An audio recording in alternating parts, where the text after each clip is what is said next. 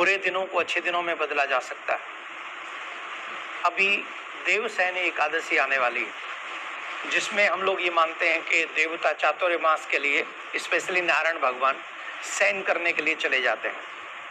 और उन 4 महीनों में कोई शुभ कार्य नहीं होता, जैसे विवाह नहीं होता, किसी ने नया भवन बनाया हो तो उसमें प्रवेश नहीं होते, इत्यादि इत्यादि कई कार्य ऐसे हैं जो शुभ कार्य इन 4 महीनों में नहीं होते। इन्हें चातुर्मास कहते हैं। तो अब ये जानते हैं आपकी कोरोना काल में कई बार ऐसी कठिन परिस्थितियां हुई हैं कि अच्छा पल भी बुरे पल में बदल गया। मैं यहाँ बात कर रहा हूँ देवसैनी एकादशी की, और मैं यहाँ बात कर रहा हूँ आपके जीवन में चढ़े हुए कर्ज की। क्योंकि जैसा आप जानते हैं कोरोना काल में कई लोग ऐसे हैं, आज मैं आपको ऐसा उपाय बताने वाला हूँ कि देवसैनी एकादशी वाले दिन अगर ये कार्य करें तो निश्चित तौर पर आपको उस कर्ज में बहुत बड़ी राहत मिलेगी, कर्ज चुकाने में आपको सफलता मिलेगी, आपको आगे बढ़ने में सफलता मिलेगी। लेकिन कब? जब आप ये उपाय कर लें। बहुत सरल उपाय है, बहुत छोटा सा उपाय है, कोई बहुत बड़ा उपाय नहीं है, परंतु इसके लिए जरूरी है कि आप इसको श्रद्धा से करें, प्रेम से करें। तो कोरोना काल में कईयों की नौकरी चली गई, कोरोना काल में कईयों का बिजनेस ठप हो गया, कईयों ने लोन लेके अपनी कोई बिजनेस प्रारंभ की थी, लेकिन अब जब बिजनेस ही नहीं चला तो वो लोन भी है, ऊपर से ब्याज। जात पाने के लिए हमें देवताओं की कृपा की आवश्यकता होती है।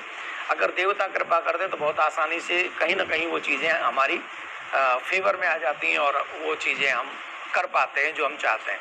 तो आपको करना क्या है, देवसैनी एकादशी के दिन आपको व्रत तो रखना ही है, साथ में आप जाइए पीपल के पास और मीठा जल लेकर उसमें कोई भी मीठी वस्तु मिलाकर, शहद मिला लीजिए, बूरा मिला लीजिए, शक्कर मिला लीजिए, वो मिलाकर पीपल को चढ़ाना है, मीठा जल। और शाम को पीपल के नीचे दीपक जलाना चाहिए। कहते एकादशी के दिन, शनिवार के दिन स्वयं लक्ष्मी नारायण भगवान वहाँ वास करते हैं।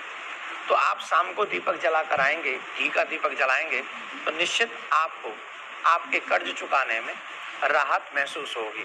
दूसरी बात है, कई लोग कहते हैं हमारे घर में सुख नहीं है, हमारे घर में शांति नहीं है, हमारे घर में द्वंद्व बना रहता है, हमारे परिवारिक जनों में एक दूसरे से बनती नहीं है, तो महाराज हम क्या करें? उनके लिए भी उपाय है। एकादशी वाले दिन ही भगवान विष्णु के साथ साथ माँ लक्ष्मी की पूजा करें, विष्णु यंत्र को अपने घर में धारण कराएं, विराजमान कराएं और उनकी पूजा करें। तो जब आप उनकी पूजा करेंगे तो निश्चित तौर पर मुझे ऐसा लगता है कि आपको आपके घर में शांति भी होगी, सुख की अनुभूति भी होगी, और आप उस समय पूजा करते समय भगवान की, नारायण की पूजा करते समय ये प्रार्थना करें कि हमारे घर में सुख, संपत्ति, समृद्धि बनी रहे और हमारे घर में जितनी भी नेगेटिव एनर्जी है वो समाप्त हो जाए, पॉजिटिव एनर्जी हमारे घर में आए। ऐसी प्रार्थना करके लक्ष्मी नारायण की पूजा करें। इससे आपके घर में, आपके परिवारिक जनों में जो क्लेश, जो द्वंद्व है वो शांत होगा।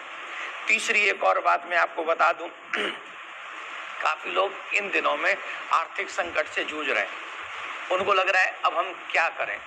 तो वैसे तो ये आपको उपाय हर एक एकादशी के दिन करना चाहिए, पर देवसैनी एकादशी विशेष है, तो इस दिन आपको क्या करना चाहिए, लक्ष्मी नारायण की पूजा करनी चाहिए। और लक्ष्मी नारायण की पूजा के साथ साथ भगवान को पीली, विष्णु भगवान को पीली वस्तु का भोग लगाएं और लक्ष्मी माँ को खीर का भोग लगाएं, वो भी प्राप्त होगा।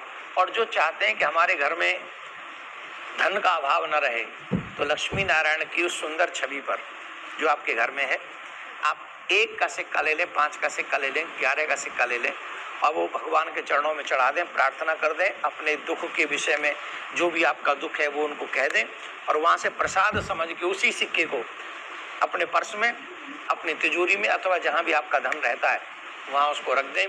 तो आपको अनुभव होने लगेगा कुछ ही दिनों में कि आपकी समस्याएं धीरे धीरे कम हो रही हैं, लक्ष्मी नारायण कृपा कर रहे हैं। लेकिन इन बातों को आप स्वयं करें, लेकिन ध्यान रखें, विश्वास के साथ करें। और जिन को भी आप चाहते हैं, देवसैनी एकादशी से पहले आप इस वीडियो को अपने लोगों तक पहुंचा